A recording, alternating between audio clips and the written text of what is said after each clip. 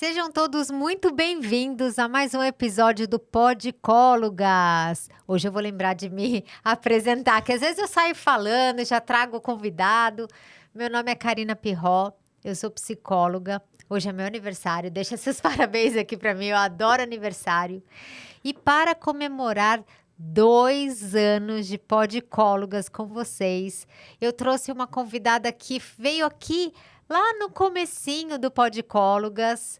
Ela que nem era psicóloga ainda, mas dominava um assunto que vocês querem muito saber, que é dependência emocional. Mas agora ela é psicóloga e veio aqui mais especialista ainda no assunto, a Júlia Mendler. Seja muito bem-vinda, Ju, aqui com a gente de novo, Obrigada, é uma comemorando 2 honra. anos do nosso podcast e o meu aniversário. É uma honra estar aqui, Cá. Obrigada, Obrigada Ju. pelo carinho. Você é uma profissional que eu admiro super, que é super Obrigada. inspiração para mim, inclusive. Que delícia! Estou muito feliz que você está aqui de novo e a gente vai falar de um assunto que é muito importante e que muita gente sofre com esse assunto. Então vai ser uma tarde gostosa aqui. Foi bem escolhido o meu aniversário do seu lado, tá bom? Ai, que incrível! Mas antes disso, eu sempre gosto de agradecer os patrocinadores, porque é por conta deles que a gente está aqui também. Então, trouxe aqui até para você, ó. Esse é um produto da Better You. Vou pedir para colocar aqui, ó. Esse produto chama Better Go, que é o primeiro produto dele, Ju. E olha só que legal. Nossa, Ele que é um blend incrível. de vitaminas, sim, muito Incrível. legal para aumentar a energia, para reposição muscular, para cabelos, unhas, sabe? E tô precisando. É bem legal. Eu costumo tomar na parte da manhã, não no café da manhã, mas eu tomo na parte da manhã, mais ou menos 10, quando dá aquela fominha, sabe? Ai, que incrível. E aí, você põe um scoopzinho no copo, bate se tiver um mixerzinho, fica mais gostoso. Fica com uma aparência de um suco feito na hora. Tem um pouco de gengibre também, que é um energético natural. Tem cúrcuma, que é um anti-inflamatório. Então, a gente gosta muito de cuidar das pessoas, da saúde mental. E eu gosto também que as pessoas tenham um pouquinho de autocuidado, né, no dia a dia com esses detalhes. Então, é isso. Eu espero que você goste. Muito amei, obrigada, Better obrigada. You, por estar conosco aqui. Eu sei que vocês estão para lançar o segundo produto e eu quero que chegue logo para mim, que eu quero saber qual que é. Então é Eu isso, amei, Ju. amei. Vou experimentar e depois te conto. Tá ótimo. Ju, vamos falar um pouquinho sobre dependência emocional, né? Primeiro, por que esse tema virou o seu tema predileto? Olha, eu costumo falar que eu era uma das pessoas mais dependentes emocionais que eu já conheci. Então, da minha maior dor veio o meu maior propósito, que foi ajudar pessoas a se libertarem da dependência emocional. Passei por um relacionamento extremamente abusivo, marcado por muita dependência emocional, onde a minha vida já não fazia mais sentido. E a partir do momento em que eu comecei a estudar sobre o assunto e que eu trabalhei para me tratar, para me curar, e fiz terapia e busquei ajuda de todas as formas possíveis, a minha vida mudou. Você sabia que era dependência emocional? O nome daquilo que você estava vivendo? Olha, eu lembro até hoje do dia que eu descobri que o que eu tinha era dependência emocional. Era ano novo e o meu namoradinho, ele estava em outro lugar e ele não havia me dado feliz ano novo. E eu fiquei super chateada porque ele já tinha escolhido ir passar em uma outra festa com os amigos e não queria ter passado o ano novo comigo. O que já é Né? um sinal. O que já é um baita de um sinal. E ele não me deu feliz ano novo na hora. E pra bastar, eu esperei 1, 2, 3 da manhã, deu 3 da manhã, não nada. Aí eu falei, bom, então agora eu vou dormir. Dormi arrasada, Cá. Arrasada. Acordei no dia seguinte, por volta de 10 da manhã, ainda sem mensagem dele. E aquela coisa de já pega o celular para ver se tem mensagem, né, Ju? Minha filha, o dependente emocional, a primeira coisa que ele faz quando acorda é pegar o celular, né? Preciso Sim. saber se essa pessoa tá aqui. E eu peguei o telefone para saber se ele tinha me mandado uma mensagem, como é que tava, e nada, nada. E eu já comecei a entrar em desespero. E você mandava mensagem? Mandei, como uma boa liguei. dependente, tinha que mandar um monte de mensagem, né? Cadê você e tal? O que aconteceu, Cá? Você não vai acreditar. Entrei no Instagram, na época eu não criava conteúdo ainda sobre isso.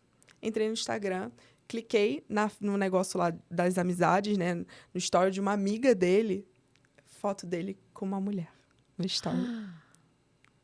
E assim eu descobri uma traição que acabou. No ano novo, né? No ano novo. Eu lembro até hoje que eu chorei. E eu fui pro banho. E no banho eu falei assim, isso que eu vivo não pode estar certo. E aí, no banho mesmo, eu peguei meu telefone, escrevi tudo que eu tava passando. E apareceu um vídeo sobre dependência emocional. Quando eu vi o vídeo, eu falei, é isso que eu tenho. Que ano que foi isso? Olha, acredito que tenha sido algo por volta de 2016, 2017. Certo, então faz mais ou menos 7 anos, o que significa que você que está sofrendo de dependência emocional, ela se transformou de uma vítima de dependência emocional para uma criadora de conteúdos, né? Que hoje é procurada por pessoas que vivem isso. Então, olha que lindo o poder da transformação quando a gente tem consciência, né, Ju? Total. E assim, eu me dedico muito a estudar essa área de relacionamento, de dependência emocional. Sempre com uma psicologia baseada em evidências, não é nada assim que, tirei da minha cabeça, não. Só que buscando essa adaptação, né, da TCC para conseguir encaixar nas questões de relacionamentos amorosos. E, enfim, assim, tem sido meu grande propósito de vida. Você começou, então, vivendo na prática, conheceu a teoria para poder dar nome àquilo que você estava vivendo, e aí depois, na psicologia, você foi pondo técnicas para ver, né, se você já tinha feito aquilo ou o que mais poderia ser feito. Foi mais ou menos esse caminho, né? Olha, eu falo que eu já estudei a dependência emocional por todos os ângulos. Exato. Desde a parte de neurociência. Então, para você ter ideia, eu fui estudar vício para conseguir entender sobre dependência emocional. Eu estudei sobre tratamento de vício, de dependência química. Porque existem estudos que mostram, né, que a dependência emocional é como uma dependência química a nível cerebral. Tem um estudo até que eu gosto muito, não sei se você já leu. Ele é de um japonês, eu não lembro desse nome agora, mas que ele traz justamente a comparação de uma pessoa, né, que é dependente química e de uma pessoa que sofre de love obsession, que é como eles chamam dependência emocional nos artigos. E, assim, é surreal, porque a ativação é muito semelhante. Sim. E aí, ainda um pouco sobre a sua história, você conseguiu, e também não precisa falar o que você não quiser, tá? Não, claro. Você conseguiu entender por que você era uma dependente emocional? Olha, Cá, eu falo que a dependência emocional ela tem origem na infância. Então, na maior parte dos casos, a gente internaliza o nosso apego de uma maneira disfuncional. Como que a dependência emocional, então, ela vai surgindo? Quando a gente é criança, tudo que a gente precisa é de olhar, de cuidado, de afeto. Só que, às vezes, esse afeto nos falta. E aí, quando nos falta esse afeto, a gente tem aquela falta, a gente forma o que a gente chama na psicologia de esquemas desadaptativos, né? Que seriam o que a galera chama na internet de feridas da infância. E essas feridas, uma delas, tá ali a dependência emocional. Então, a ferida do abandono, a ferida, muitas vezes, de uma superproteção também, quando a pessoa tem muito ali que ela não consegue desenvolver a própria autonomia. Então, eu tive, né, por parte de pai, uma negligência, assim, muito grande, e por parte de mãe, uma superproteção. Então, imagina, foi um caos, assim, um caos total, onde eu estava sempre buscando no outro aquilo que faltava em mim. E você buscava, depois que você olhou para trás, desde pequena, relacionamentos assim? Ou apareceu uma pessoa tóxica que daí você se comportou dessa forma? Você sabe falar?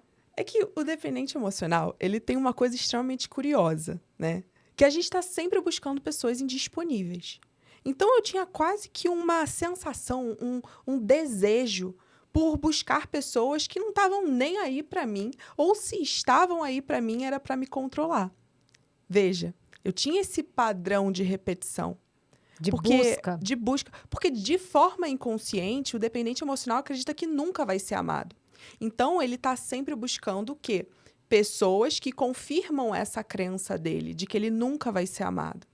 E, basicamente, eu fazia isso. A pessoa não me queria, cara, eu ficava, preciso saber por quê. Preciso saber por quê. E mandava mensagem, falava, não, eu vou fazer essa pessoa me querer. Era um caos. Uhum.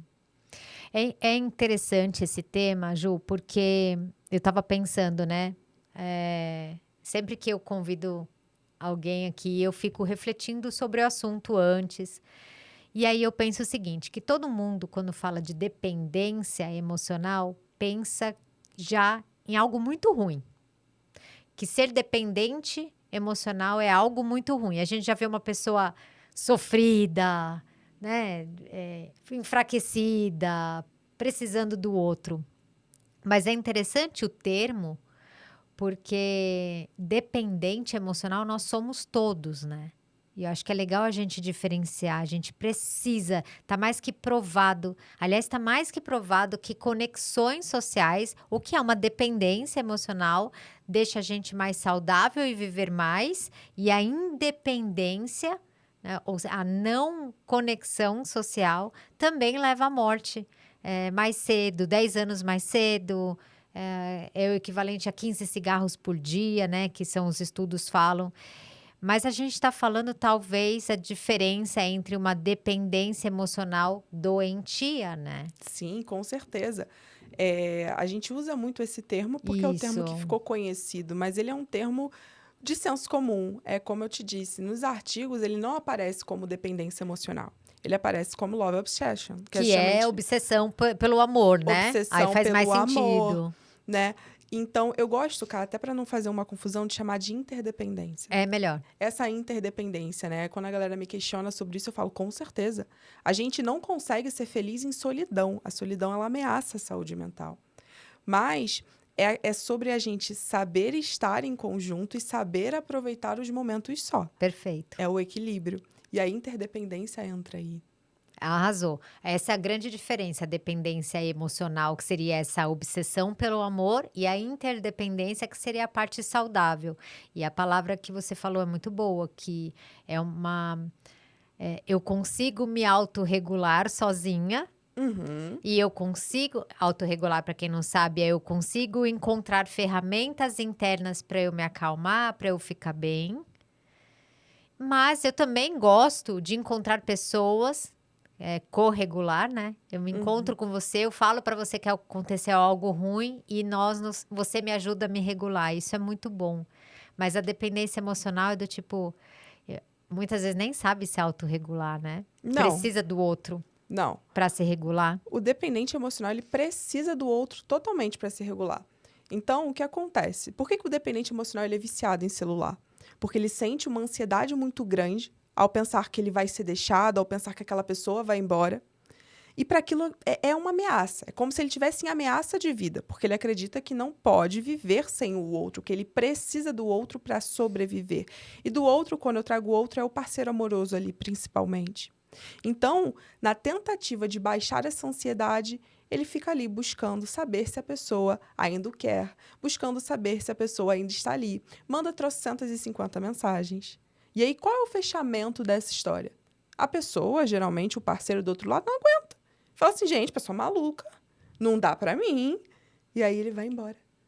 Quando ele vai embora, o que acontece? A crença do dependente emocional de que ele sempre vai ser deixado é confirmada. E aí perpetua o padrão do ciclo de comportamento. Perfeito. E quem seria o perfil de ficar com esse dependente emocional? Existe um perfil que gosta do dependente emocional? Olha, cá, o par perfeito do dependente emocional é o narcisista. São pessoas narcisistas, né? Porque o dependente emocional está sempre precisando do narcisista. E o narcisista, ele também precisa do dependente emocional para inflar a autoestima dele. Então, geralmente, o que acontece é mais ou menos assim. O dependente emocional conhecer o narcisista é mil maravilhas. Porque aquele príncipe vem com aquela vontade, fala que é o amor da minha vida, e o dependente emocional muito carente fala, agora eu encontrei. Só que com o passar do tempo, o que vai acontecendo é que a relação ela vai sucedendo em abusos, em agressões, em violências, só que o dependente emocional mantém aquela visão do início. E aí perpetua o padrão de comportamento. Então, assim, é a junção perfeita. Tanto que no meu perfil, a maioria das pessoas estão dentro de abuso narcisista também. Então, quem te procura tem esse perfil de estar... E o que mais você ouve dessas pessoas? Que elas vão lá no seu direct? Que tipo de mensagem que elas mandam para você, Ju? Olha, tem duas coisas, tá? Primeiro eu não sei porque essa pessoa não me quer. Eu não sei. E olha que curioso, né? Porque ao mesmo tempo que o dependente emocional ele tem uma baixa autoestima, ele também não aceita que o deixem. Pois é, interessante quando você falou isso, né? Por que não me ama? Tem que me amar. Tem que me amar. Porque eu sou amável, então eu sou possível de ser amado? Aí que tá, ele não acredita que vai ser possível de ser amado, mas no fundo, aquilo incomoda e ele quer saber o porquê. Então, por que não? Por que não eu? E uma outra coisa que aí vem, que é o maior sinal de dependência emocional, que é a pessoa que vira pra mim e fala assim, Júlia, meu relacionamento acabou e a minha vida acabou. Não faz sentido mais estar aqui. Não faz sentido, eu não tenho amigo, eu não tenho família, eu não tenho hobbies, eu não tenho planos, eu não tenho sonhos. O que aconteceu? Você estava vivendo pro teu namorado e esqueceu da tua vida. Então, assim, um dos maiores traços ali de dependência emocional é esse. Certo. É bem complicado isso, né? Porque quando a gente é pequenininho, tô aqui, né? Você falou, a dependência tem muito a ver com a infância, né? O que acontece na infância? Quando a gente é pequeno, Ju, a dependência que a gente tem dos nossos pais, ela é vertical, né? Uhum. Nossos pais cuidam, pelo menos deveriam, seria melhor, né? Seria melhor, é o papel deles, é esperado que eles cuidem. E nós, crianças, recebermos o cuidado. A gente não tem a função de cuidar de pai, é só receber. E esse dá. Então, é vertical esse cuidado, né? Vou chamar de dependência. Uhum. Daí, quando tá adolescente, é para começar a horizontalizar. Porque esse adolescente, ele começa a querer ter a autonomia dele, ele não quer tanto ser cuidado, né? Ele quer achar o espaço, que foi um pouco o que você falou. Tem alguns pais que não conseguem deixar. Esse pai aqui, talvez já tenha questões com a independência do outro, né? Total. E aí, talvez um momento saudável seria... eu cuido, né? Os pais cuidam, ou o namorado cuida, e você cuida de volta, e fica uma relação assim. Quando você fala para mim de narcisista e dependente emocional, é uma coisa assim, né? Que a gente tá falando. É uma coisa meio pai...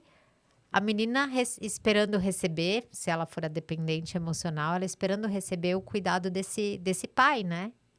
Desse narcisista. Que é um cuidado que não existe, né, Ká? Não. Porque a gente pensa, ele tá me cuidando, mas na verdade o narcisista não cuida, o narcisista controla. Então o início parece um cuidado. Hein? Fala de novo isso. Então, o narcisista não cuida. O narcisista não cuida, o narcisista controla. Então, assim, no início, você fala, nossa, que bacana, ele se preocupa com a hora que eu chego em casa, ele quer falar comigo de vídeo. Nossa, ele tá preocupado com a minha roupa. Nossa, como que ele me cuida? Só que com o passar do tempo, isso vai virando um controle. Quando você se depara, você tá tendo que dar sua localização o tempo todo para a pessoa. Mas como você é dependente, meio que não te incomoda tanto, né? Porque de alguma forma parece que é melhor assim, que é ele querendo cuidar de você, como você disse, controlar. Melhor assim do que ele distante. De alguma forma calma aquela ansiedade, né? Porque tá ali. Exatamente, é melhor.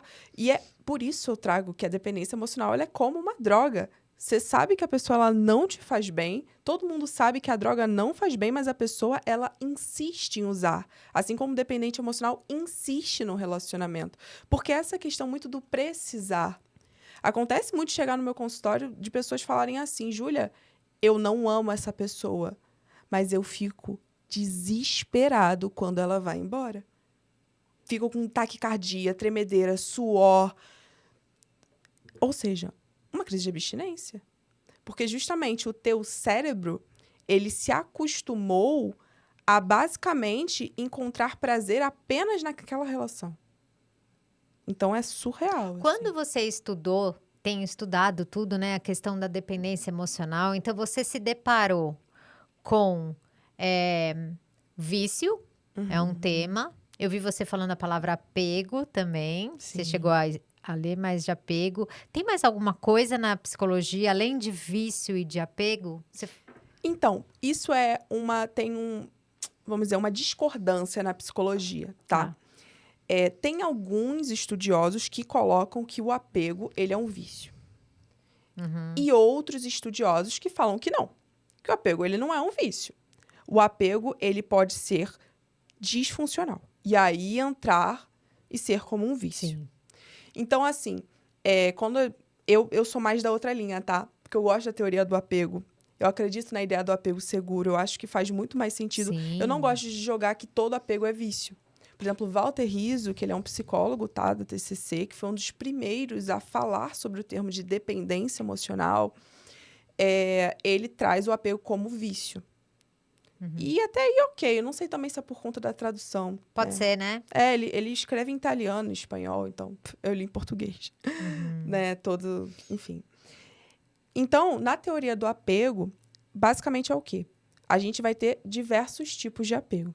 A gente vai ter, por exemplo, o apego seguro, que é o que todo mundo quer, que é basicamente onde, se o outro terminar comigo, eu vou ficar triste, eu vou ficar mal, eu vou sentir falta, mas a minha vida não vai acabar. Eu sou apegado ali à pessoa, mas eu amo não meu dependo. namorado, mas eu sobrevivo sem ele. Exato.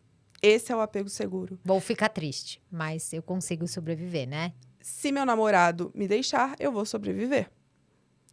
Se por acaso ele resolver sair com os amigos, eu sei que ele vai voltar, ele não vai deixar de gostar de mim por conta disso. Certo? Agora a gente tem o apego ansioso, que nos estudos, o que mostra que o apego ansioso ele está correlacionado com a dependência emocional, tá? Então, basicamente, dependente emocional, ele apresenta um apego ansioso, que é justamente o quê? Quando existe aquela falta, aquela possibilidade do abandono, a pessoa desregula completamente. Então, ela tem ali um pico, uma crise de ansiedade e um impulso para buscar e evitar qualquer forma de abandono. E aí entra muito naquele critério do Border, né? De esforços desesperados para evitar o abandono.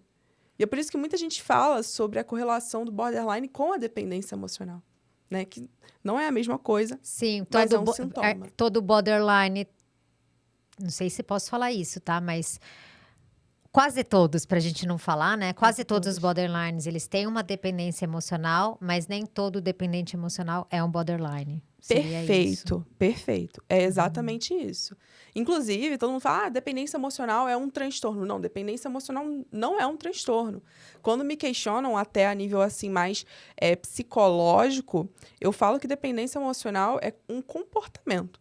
É um comportamento de se relacionar que você aprende que é disfuncional. Sim, é uma característica que foi aprendida, né? Foi aprendida e assim como foi aprendida e aconteceu com você, pode ser modificada, que se fosse um transtorno de personalidade, você não conseguiria modificar, porque seria personalidade, né? E aí, a gente tem o transtorno de personalidade dependente, que é diferente da dependência emocional. No transtorno de personalidade dependente, a pessoa não é dependente emocional só do namorado. Ela é dependente emocional da mãe, do amigo, do tio. Ela se sente incapaz de fazer as coisas. Então, também é uma queixa que aparece no meu consultório muito, transtorno de personalidade dependente. E algo que eu escuto é, Júlia, eu não consigo agir sem meus pais. Sim, às vezes eu vejo pessoas adultas que até têm uma posição profissional boa, mas que não conseguem agir. Precisam da validação, da aprovação para tudo. Interessantíssimo. Aí você falou, então, em algum momento você chegou a estudar a questão desse relacionamento, desse apego voltado à ocitocina, alguma coisa assim? Então, pra ser sincera, não a fundo, tá?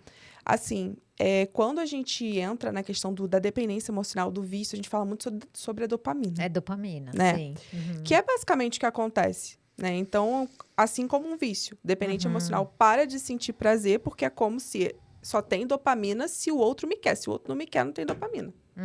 Não consigo sentir prazer em nada. Pra mim, ir no cinema com as amigas, às vezes não tem nem amigo, né? Porque abandonou os amigos. Então, não tem uma questão ali. Você sabe, eu não aprofundei nada de estudo de ocitocina. Eu lembro de ter visto só enquanto eu estava estudando sobre drogas psicodélicas. Interessante. E aí eu lembro de ter caído num vídeo, assim, de uma mulher falando sobre psilocibina, que é um psicodélico, e que estava sendo usado em consultório nos Estados Unidos, mas ligados à universidade, com base de estudo. E que o uso dessa droga liberava ocitocina e estava sendo usada em relacionamentos. Então, por exemplo, casamentos de pessoas que sempre se amaram, mas que, sabe quando a vida... eu te amo, mas não tem mais aquela coisa do afeto juntos. E aí, ambos faziam uso da droga por conta da liberação dessa ocitocina. E aí, eles conseguiam ter... Não façam uso disso. É só uma pesquisa que eu vi, que eu tô lembrando aqui, tá? Mas eu tô trazendo esse assunto porque a ocitocina tem relação com o amor. Com amor, com... Eu vou dizer apego no sentido de fazer a junção de duas pessoas, né? Na maternidade, mais fácil falar isso. Pronto, não vamos falar de droga. Na maternidade, na hora que você concebe o bebê, você tem uma enxurrada de ocitocina, né? Que ajuda até na liberação do leite materno, na contração do útero para nascer. Mas a ocitocina faz a mãe olhar para esse bebê. Não é qualquer bebê. É o meu bebê, né? É uma jorrada de hormônio para essa relação.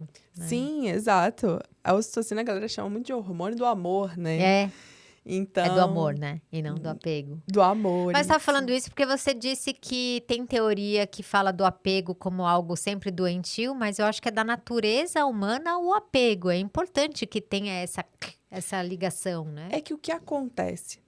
A gente sabe que as teorias, a terapia cognitivo-comportamental, tem muito embasamento nas filosofias orientais. Se você parar para pegar, tem até um professor meu que ele fala, Júlia, se você para pegar ali literatura de budismo, de muita coisa assim, você vai ver que influenciou, impactou em muitas questões. Então, assim, não que psicologia seja budismo, tá, gente? Pelo amor de Deus, não é isso, tá? É apenas uma literatura, porque também esses escritores, eles eram filósofos, né? Então, essa filosofia, ela influenciou muito, né? Assim como o estoicismo também influenciou muito na TCC, enfim, nas cognitivos comportamentais. E, basicamente, né, dentro dessas filosofias, eles trazem que o apego corrompe, tá? Eu não tenho uma literatura profunda nisso, mas eles trazem justamente essa ideia como apego doentio. Só que quando a gente olha para John Bowlby, que é um psicanalista e que foi o grande criador da teoria do apego, ele faz essa divisão de apegos. E é muito interessante. Você já chegou a ler o livro? Não. Do Bowlby? Não. Então, no livro Teoria do Apego, ele fala basicamente como que seria originado esse apego desde a infância, desde quando a gente é um nenenzinho. Então, basicamente, ele traz que a criança que tem um apego seguro é aquela criança que a mãe, quando, por exemplo, sai do quarto e deixa a criança no berço, ela não chora durante algum tempo. Mas se passar muito tempo, ela chora, porque ela vai sentir falta. Só que, se passa pouco, ela não chora porque ela pensa, daqui a pouco essa minha mãe vai voltar. O apego seguro é quando você tem ali, eu não quero dizer uma certeza, mas... Uma segurança de você achar que o outro não vai te deixar. A criança que teria, né, um apego que ansioso, né, que seria um apego ali inseguro, um apego ansioso, seria a criança que a mãe foi embora, a mãe pisou para fora do quarto, a criança fez um escândalo. E a criança que teria ali um apego mais evitativo seria a criança que, assim, a mãe passou muito tempo fora e ela nem chorou. Que particularmente, eu nunca vi, tá?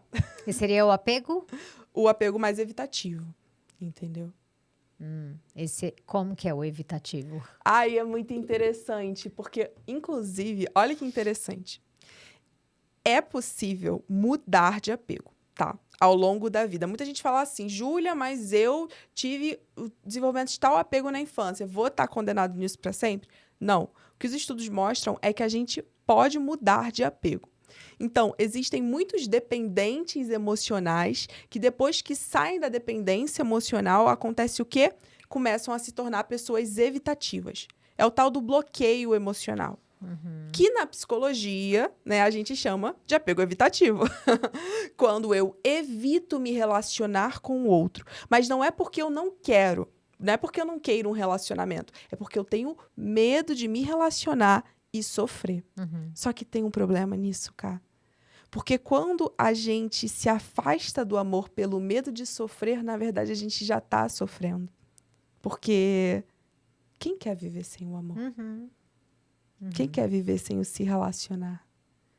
Só que pelos traumas, tá? Tô colocando assim. Sim. Pelos traumas que a pessoa fica, o que acontece é que ela pensa que toda pessoa que se relacionar não presta. E aí a gente vem com aquelas frases prontas de que homem não presta, de que ninguém mais, que as Relacionamentos são muito complicados.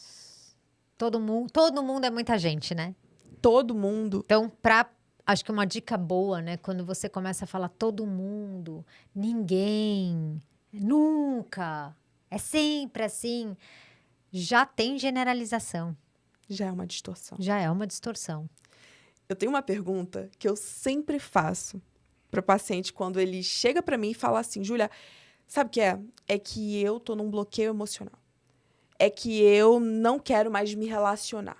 Eu falo, você não quer ou você tem medo? Aí a pessoa fala, eu tenho medo. Aí eu falo assim, por que você tem medo? Aí a pessoa fala, porque não existem pessoas mais legais no mundo. Se eu me relacionar, eu vou me ferrar, eu vou sofrer, eu vou acabar. Aí eu pergunto, mas será que não existem pessoas legais no mundo? Você não é uma pessoa disposta a amar? E a pessoa fala, claro. E eu falo, então por que você seria a única pessoa do mundo disposta a amar? Eu falo exatamente a mesma coisa. É muita prepotência, né? É muita generalização, né? Eu falo assim, se você fosse minha paciente, eu falo assim como a Júlia quer amar, tem mais Júlias e Júlios por aí. Certeza que tem, né? Você não pode ser a única pessoa do mundo. Olha, e eu de verdade, aí entra num lado meu de crença, tá? Que aquilo que a gente acredita e que a gente toma como verdade para si acaba criando a nossa vida. Então, se eu tomo como verdade para mim de que não existe ninguém legal nesse mundo, o que acontece? Eu não me exponho, eu não conheço, eu não me relaciono. E aí, quando eu me relaciono, muitas vezes, eu vou para aquele padrão de pessoas que têm um comportamento mais disfuncional e eu realmente confirmo a crença de que não existem pessoas legais no mundo. É isso mesmo. Faz muito sentido, né? Não é nem teoria da conspiração. A questão é que se você acha que ninguém presta, então se você se permitir se relacionar, você inconscientemente já colocou que aquela pessoa não presta. Basta ela sumir um pouquinho ou fazer qualquer coisa que você já tá reagindo como, tá vendo como não presta? Tenho certeza que tá fazendo alguma coisa, você já criou um bico, você já ficou brava. Isso vai gerar um conflito e como você disse, né? É nesse lugar de conflito que às vezes a pessoa vai embora mesmo, acaba não aguentando você e você fala, falei, ninguém presta mesmo, é tudo igual. Ninguém presta mesmo. Isso é uma coisa, né? Um dia uma amiga chegou pra mim e falou assim, tá vendo, Júlia? Ele me deixou de novo. Aí eu virei pra ela e falei assim, mas você viu o que você fez na vida desse cara no último mês, amiga? Você ligava pra ele o dia todo, mandava mensagem pra ele o dia todo, ficava ali enchendo o saco dele quando ele saía com os amigos. E não era sair assim pra balada, não, era sair pra jogar um futebol. Eu falei, cara, ninguém aguenta. Ninguém que é saudável aguenta viver com uma pessoa que é doente.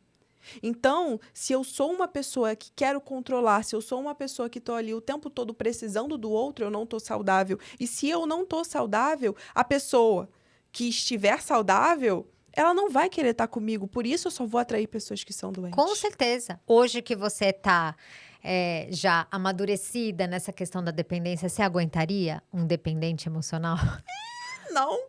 Olha, um dia, olha o que aconteceu comigo, né? Ó, o plot twist, depois que a gente sabe da dependência emocional. Tava conhecendo uma pessoa e, cara, legal e tal, nananana. Até que eu comecei a reparar que ele tava numa dependência emocional. O que eu fiz? Cheguei pra ele e falei assim, olha, não é normal você falar que eu sou o amor da sua vida se você me conhece tem um mês. Isso não tem sentido. Talvez exista alguns vazios em você que você precisa olhar e identificar, porque você está tentando me pôr nos seus vazios. Deixei ali. Continuou. Nada. Não mudou nada. Até que um determinado ponto, já estava de saco cheio, eu virei e falei assim, olha, então, não vou mais continuar aqui, né? O nosso relacionamento não faz sentido. E etc. Tentei ser fofa. Aí ele, não, vou chorar, não. Ele, eu vou me matar. Se você me deixar, eu vou me matar. Que isso é uma manipulação também. Lógico que é. Né? Muito, muito usada. Aí eu virei pra ele e falei assim, então você não precisa de mim. Você precisa de um psiquiatra e de um psicólogo. De mim, não. Exato. Na época eu nem era psicóloga. Exato, porque tá 2 meses com a pessoa, 1 mês, 2 meses, 3 meses. Vou me matar por sua causa. Você precisa de ajuda? Você precisa de ajuda. Não tá normal. Se você pensa, eu vou me matar para chamar a atenção dessa pessoa, você precisa de ajuda. Perfeito. Você precisa de ajuda. Ou para chamar atenção, ou no caso, se não for para manipular, for um desespero genuíno, né? De, nossa, sem você me dá vontade de morrer, precisa de ajuda. É a Precisa mesma. de ajuda. Ou de desaparecer. Uhum. Se eu não tenho ele na minha vida, então eu quero desaparecer. Eu quero sumir. Quero dormir o dia todo. Precisa de ajuda. Uhum. Sim. Tem alguma coisa que, na sua história, tá? Olhando de novo lá naquele período da sua história, tem alguma coisa que você aprendeu que não estão nos livros? Olha, deixa eu parar para pensar que Pode essa é uma pensar, pergunta porque... profunda, né? Uma coisa que eu aprendi e que não estão nos livros. É porque os livros de psicologia, eles têm tudo praticamente, né, da vida. Mas, basicamente, uma das maiores lições que eu trago, assim, é que tudo aquilo que a gente pensa que é o fim do mundo não é. Então, por que ele terminou comigo? Porque, sei lá, o que aconteceu? Aquilo parece o fim do mundo, mas não é. Não confie em tudo que a tua mente te fala.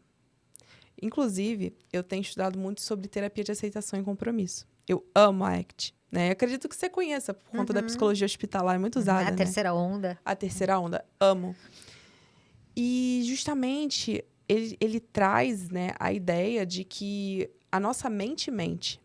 Então, a gente não pode confiar em tudo que a nossa mente fala. Que, na verdade, a nossa mente ela é um grande supermercado onde a gente compra, escolhe os pensamentos que mais funcionam para nossa vida. Eu acho isso genial, cara. Genial. Porque é louco e é muito... Cara, sabe o que eu acho muita prepotência? A gente achar que tudo que a gente pensa é real.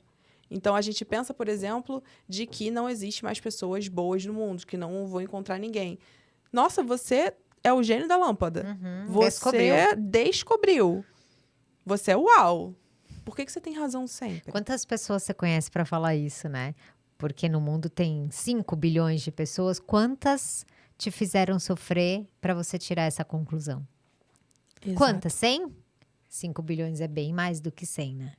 Não, e a ideia, né, é que a gente acha que só existe o Brasil. Só que existe o mundo, gente. Né? Ou o seu bairro. Ou o seu bairro. Você pensa assim, não, que nem às vezes alguém chega lá pra mim e fala assim, não, porque eu moro em cidade pequena. Eu falo, gente, mas sua cidade, o mundo. Né? Sim. Muito bom isso que você trouxe. E é tão verdade que hoje mesmo eu atendi uma paciente que há 2 dias atrás me mandou uma mensagem dizendo que eu tô desesperada, que eu quero morrer. 2 dias. E aí, hoje, eu falei, e hoje, como você tá? Ah, esse pensamento já não tem mais. Ou seja, né, aquele momento, se você acreditar, como você disse, que é o final do mundo, e se você agir com esse pensamento, você perdeu a oportunidade de 2 dias depois já não tê-los mais. E sabe, tem uma coisa muito contra-intuitiva. E que a ACT, ela vai rompendo com a TCC no sentido de ficar reestruturando o pensamento. Que é uma coisa que chega até a ser insuportável em um determinado ponto e acaba não funcionando para as pessoas. Tem gente que funciona bem. E tem gente que não. E tem gente que não. Tem gente que vai reestruturar o pensamento, caraca e tal. Tem gente que fala assim, fiz a reestruturação, mas... Eu até sei isso aí, mas não mudou meu sentimento. Não mudou. E aí eu falo... Tem muita gente que fala assim, Júlia, eu quero mudar a minha crença de inferioridade, eu quero mudar a minha crença de baixa autoestima, eu quero mudar as minhas crenças ruins sobre mim. E eu falo assim, talvez não seja sobre você mudar as suas crenças, mas sobre você parar de agir em função das suas crenças. O problema é quando a gente deixa o nosso pensamento controlar o nosso comportamento, que seria aquela fusão cognitiva. Só que, na verdade, o pensamento, se você parar para pensar, ele é só um pensamento. Então, traz exemplos para as pessoas entenderem o que você está falando. Vamos lá. A ideia do bloqueio emocional. Eu acredito que ninguém no mundo presta. Que, por exemplo, se eu me relacionar, então eu vou sofrer. O que eu faço? Eu evito me relacionar. Eu deixei esse pensamento controlar o meu comportamento. Quer ver um outro? A fusão cognitiva, ela pode aparecer também com o sentimento. Então, porque eu estou me sentindo mal... Isso acontece muito em paciente deprimido. Eu tô me sentindo mal, então eu vou ficar na cama. E aí, qual é ali o padrão ouro, né, para o tratamento da depressão? Ativação comportamental. Ação oposta, ação contrária. Que é justamente o quê? A desfusão. Você não deixou e não agiu em função daquilo que você pensa, daquilo que você sente. Mas daquilo que faz sentido para você. E aí a gente entra... E se você for ver as pessoas mais brilhantes, as pessoas que são mais bem-sucedidas, elas não agem em função daquilo que pensam e daquilo que sentem, mas elas agem em função daquilo que tem significado para elas, daquilo que é valioso, dos valores delas. Então, por exemplo, o empresário lá de sucesso, ele pode acordar num dia mal, mas ele não vai ficar ali deixando esse sentimento controlar. O empresário com inteligência emocional, ele vai olhar, vai levar para terapia, mas ele também vai fazer ações opostas, ações guiadas para os valores dele. Quando, por exemplo, eu estou me relacionando com uma pessoa e eu estou lá me relacionando e tal, eu acredito que eu não vou viver sem a pessoa, eu me sinto mal sem a pessoa e eu me prendo a esse sentimento, o que eu faço? Eu permaneço nessa relação. Mas quando eu entendo que dane-se esse sentimento, eu vou agir em função daquilo que importa para mim, eu me direciono para a vida que eu desejo viver. Perfeito. Eu super acredito nisso. E eu vou... a gente vai entrar um pouquinho até... não é bem o tratamento, que eu não gosto de falar isso, né? Mas o caminho para a pessoa sair da dependência, tá?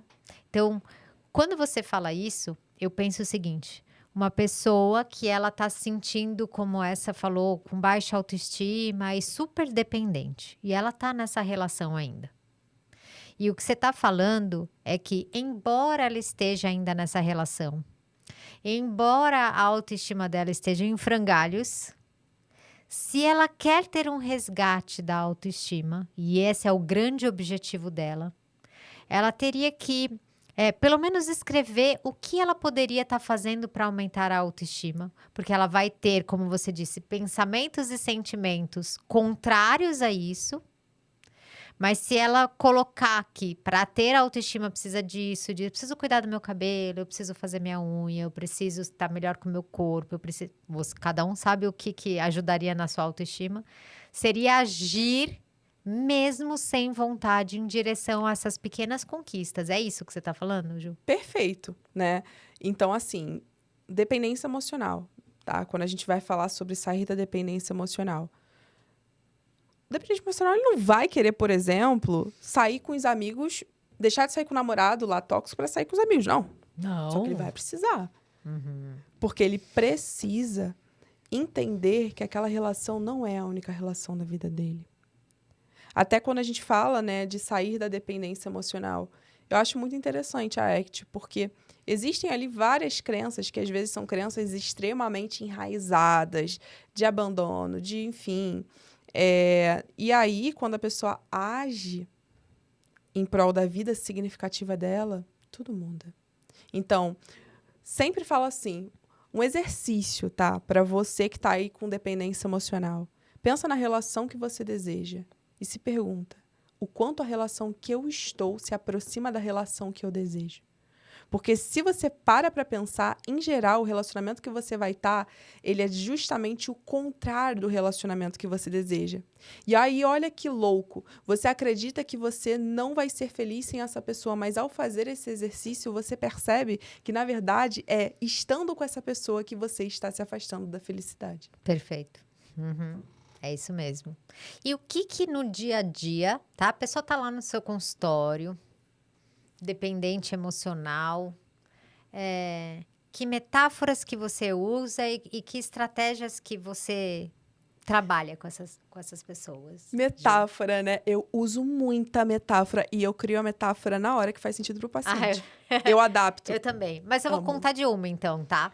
Vai, conta. Que é ver se você já usou alguma coisa assim, porque eu falei no nosso outro episódio, e é um que eu uso até hoje. Qual? Que é a máquina de cassino. Ai, perfeito. Essa eu gosto. Porque, em geral, um dependente emocional pega todas as moedinhas dele, todas, e deposita numa única máquina. E quando perde, perde tudo. Né? E eu acredito que... Primeiro que eu sou contra cassino, é só uma metáfora. Contra jogos, né? Porque agora tem que tomar cuidado. Mas quando você põe uma moedinha aqui, uma máquina da sua autoestima, uma máquina dos seus relacionamentos com seus amigos, uma máquina do seu hobby, né? Você diversifica. Vamos falar até de investimento, que é melhor do que jogos, né? Se você diversifica os seus investimentos, se você perde na Bolsa de Valores, mas você ganha no CDB, então alguma coisa você ganha, né? Eu tenho uma coisa que eu faço, que é mais ou menos assim, que eu já fiz algumas vezes. Isso, ai, tá vendo? Por isso que eu amo presencial, gente. No presencial dá pra gente fazer online também. Dá pra também. Mas geralmente eu pego assim, por exemplo. Isso aqui é um retângulo. Pode ser uma tábua de uma mesa. Tenta apoiar sobre um único pilar. Não dá. Para eu conseguir segurar essa mesa, eu preciso ter vários pilares. Se um pilar quebra... Calma aí. Se um pilar quebra, a mesa ainda continua. Por quê? Imagina que essa mesa é a sua vida.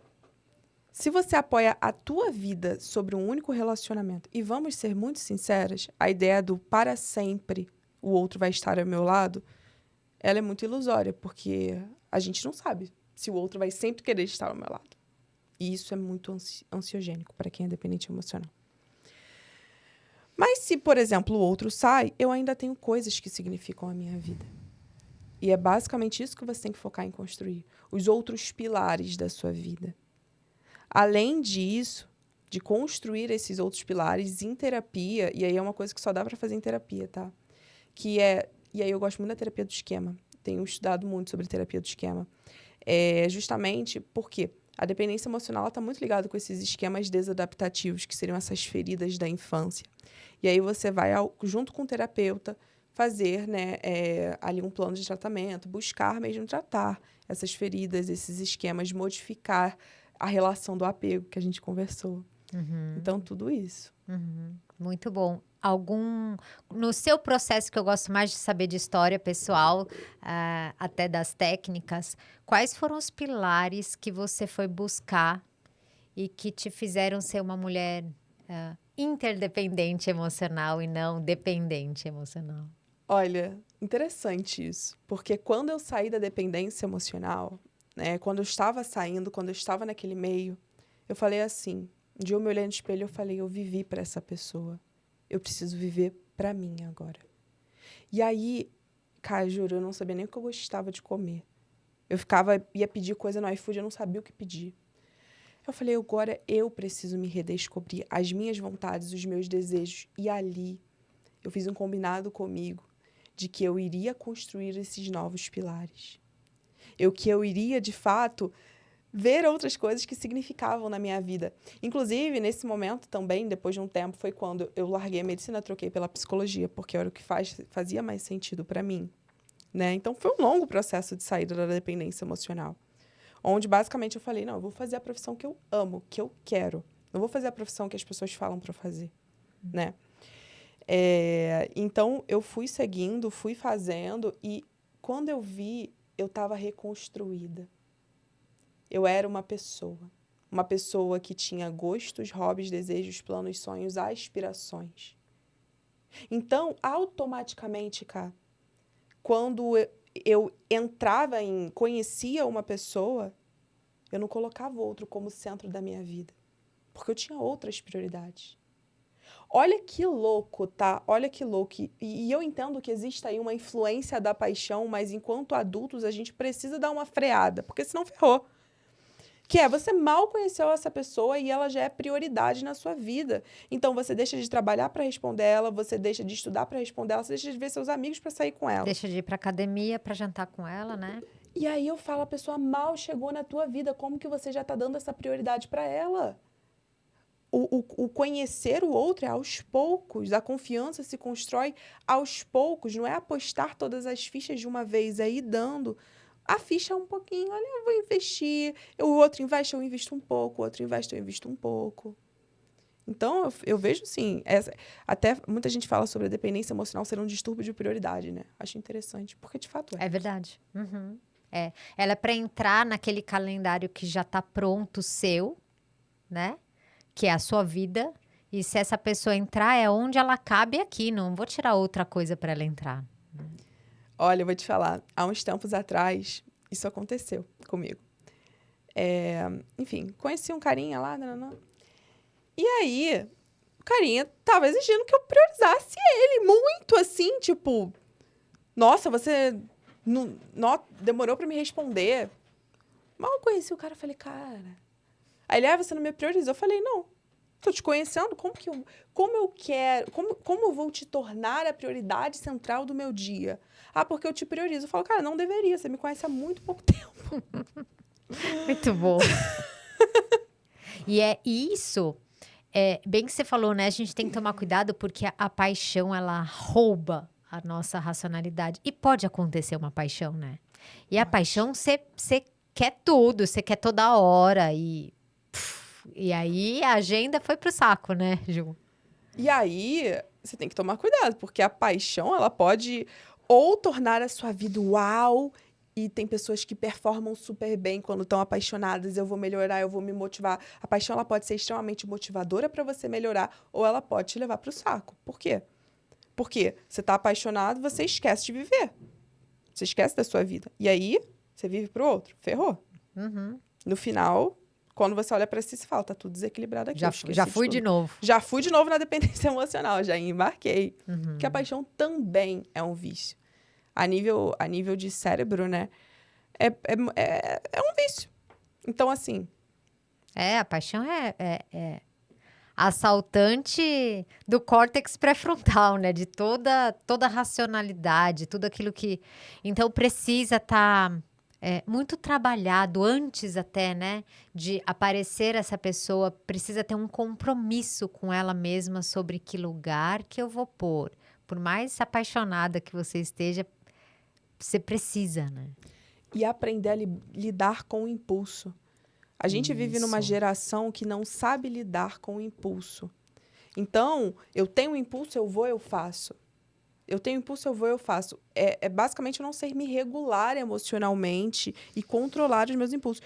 E aí, quando eu tô apaixonada, eu tenho impulso o tempo todo de ver a pessoa. Então, sem saber controlar.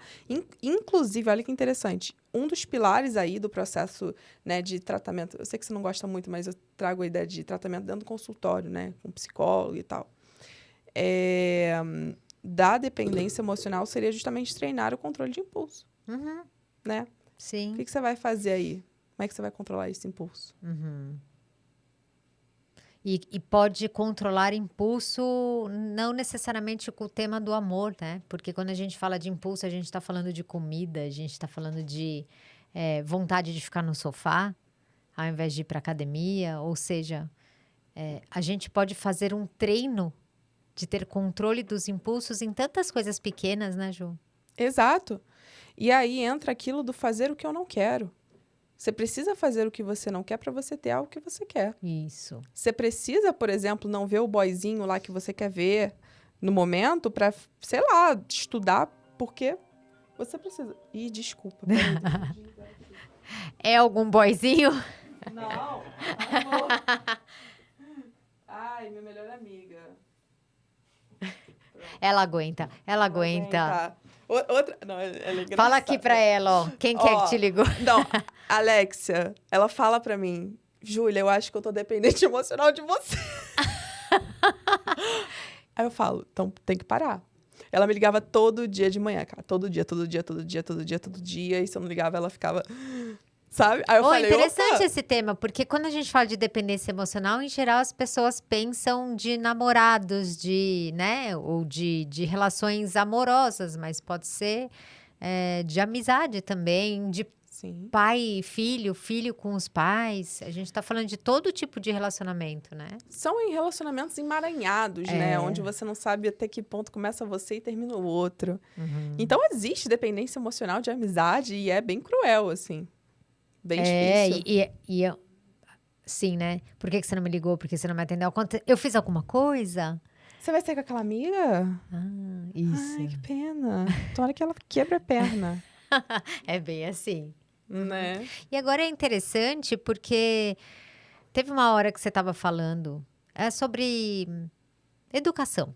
Né? O que acontece lá com aquele bebezinho ou aquela criança que a mãe sai do quarto e ela aguenta e quanto tempo que ela aguenta, tá? Muitas vezes a gente correlaciona a dependência emocional necessariamente com alguma coisa de fato que aconteceu como um trauma da infância.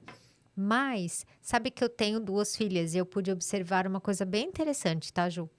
Eu, desde pequenininha, quer dizer, eu conheço as 2 desde o dia 0, né? Desde o dia 1. E levei as 2 para a escola lá com quase 2 aninhos, tá? As 2 filhas, assim, educadas exatamente do mesmo jeito em casa. Tá bom, períodos diferentes, mas assim, os mesmos pais, a mesma coisa em casa. Quando você põe uma filha para ir para a escola, ou você até assiste as outras criancinhas, tá? Tem a criança que vai para a sala e nem olha para trás. Tá tudo certo, tá? Que minha primeira filha foi assim, foi embora. E até você fala, nossa, né? Que independência, né? Mas, pô, podia chorar só um pouquinho. Você chorou, né? Você chorou. Mas depois, na hora, eu pensei, poxa, que coisa boa, né? Que estabilidade que consegue.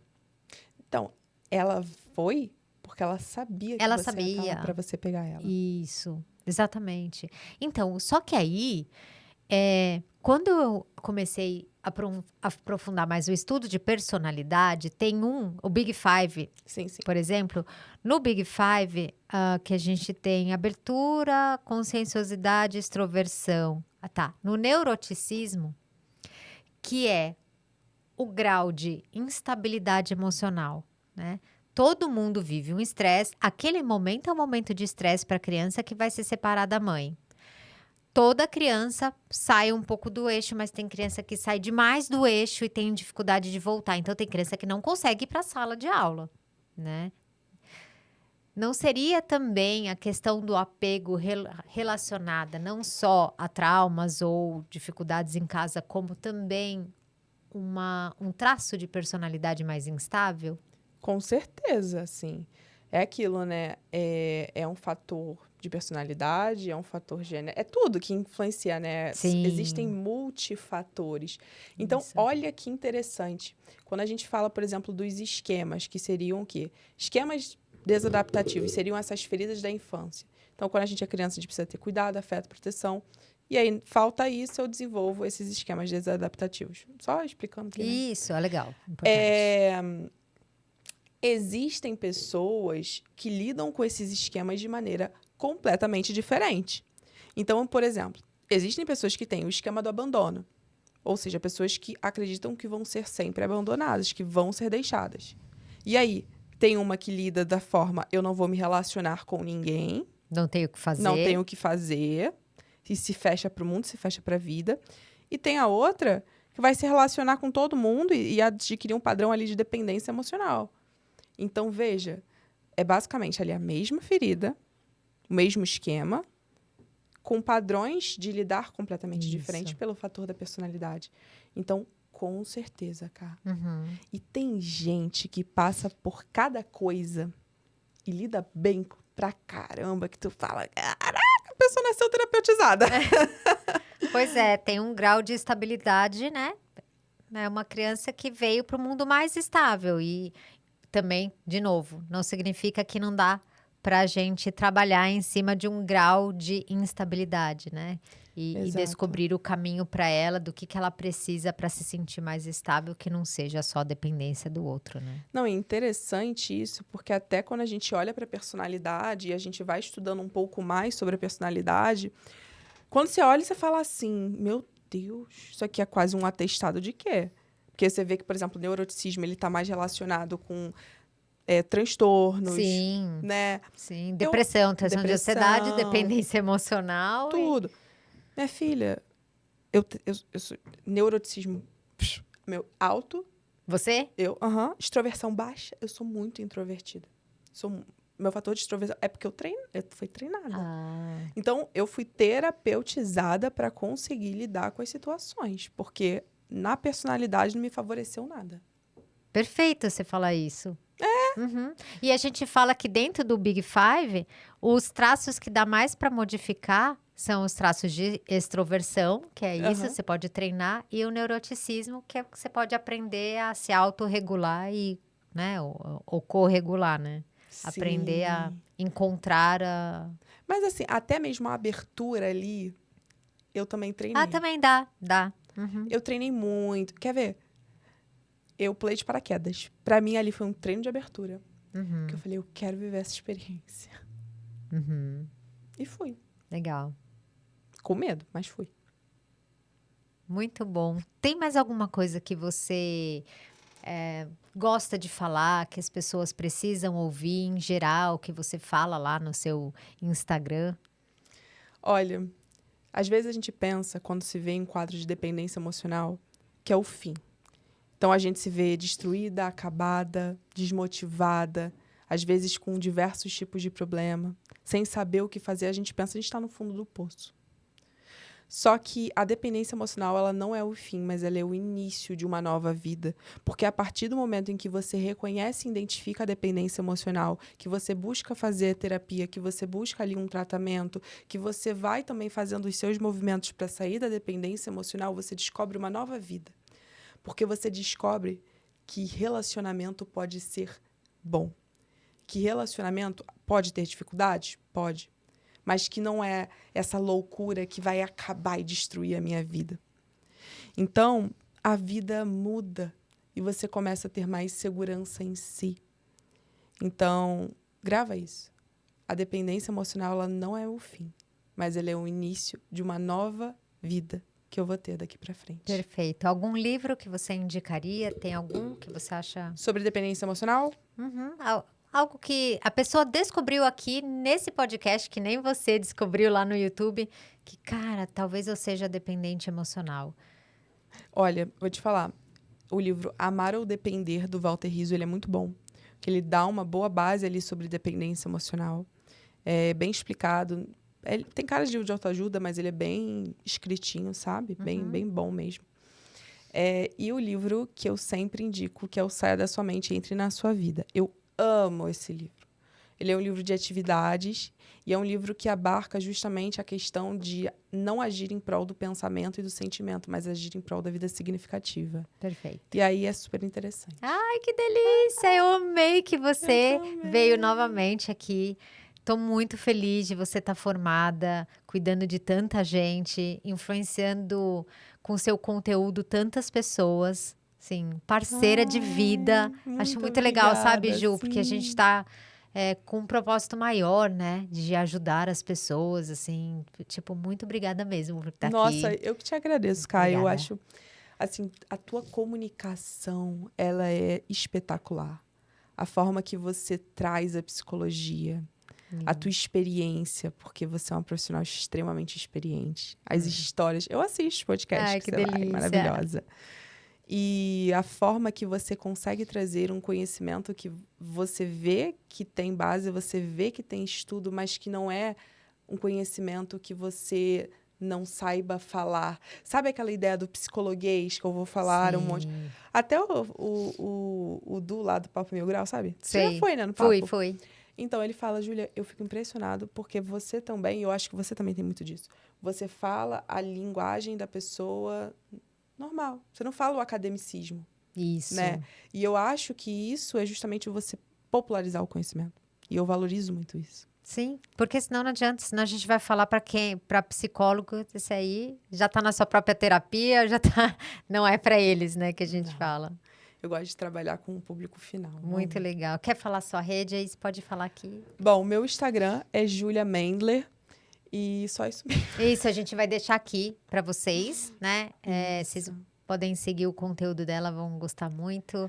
E Ai, você que perfeito. esteve aqui até agora, que conheceu a Ju, se não conheceu antes, está aqui com a gente, deixa aqui a sua curtida, deixa seu comentário. Se você conhece alguém, né, que sofre de dependência, já compartilha, Nossa, riquíssimo esse podcast. não é? Que a gente passou por várias coisas ali. Várias, tem bastante teoria, então Uhum. quem gosta de teoria procura, Quem né? não gosta. Quem não gosta tem conteúdo que dá para usar Superficial. na própria vida, né? Aham. Muito obrigada. Eu que te agradeço, Cá, sério, muito obrigada. É uma honra estar aqui com você. E eu espero voltar próximas vezes. Opa! Terceiro ano do Podcólogas. Me fala qual é o próximo tema que você quer vir aqui, que você já tá convidada. 2025 Ai, muito tá obrigada. aqui, tá bom? Ai, eu te agradeço muito. Gente, um beijo para vocês. Gente.